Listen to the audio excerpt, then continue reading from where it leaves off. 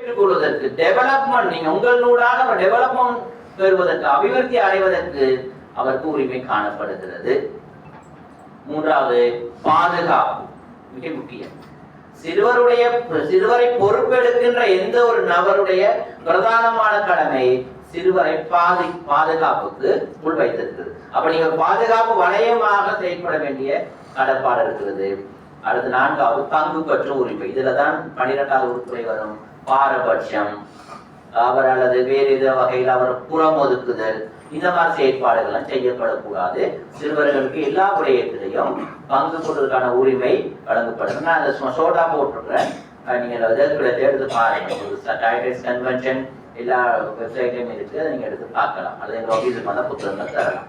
Right, நான் மெயினான விடயம் இதுவா நான் ஏற்கனவே பார்த்தது மாதிரி இலங்கை அரசியல் அமைப்பு எங்களுக்கு ஒரு பரந்த ஏற்பாட்டை கொடுத்திருக்கிறது. அதை என்ன சொல்லிட்டேன், சிறுவர் சமத்துவமான முறையிலும் வாய்ப்புகளை பெற்றுக்கொள்ளும் உரிமையை உறுதிப்படுத்தல் என்பது தொடர்பில் அரசின் கடமையாக சொல்லப்படுகிறது.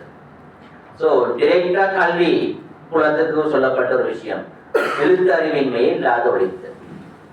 இரண்டாவது பாரபட்சமற்ற முறையிலையும் சமத்துவமான முறையிலும் எந்த ஒரு சிறுவரும் கல்வி நடவடிக்கையின் பொழுது சகல சந்தர்ப்பங்களில், அது எஜுகேஷனா இருக்கலாம், ஸ்போர்ட்ஸா இருக்கலாம், காம்படிஷனா இருக்கலாம், செலக்ஷனா இருக்கலாம், ப்ரிஃபெக்டரா இருக்கலாம், செலக்ஷனா இருக்கலாம், எந்த ஒரு சந்தர்ப்பத்திலும் நியாயமான முறையிலும் சமத்துவமான முறையிலும் எல்லா பிள்ளைகளையும் ஒரே கண்ணோட்டத்தோடும் வாய்ப்புகளை பெற்றுக் கொள்வதற்கான உரிமையை உறுதிப்படுத்துதல் வேண்டும். நிறைய கம்ப்ளைண்ட்ஸ் வரும் இந்த செக்ஷனை பேஸ் பண்ணி.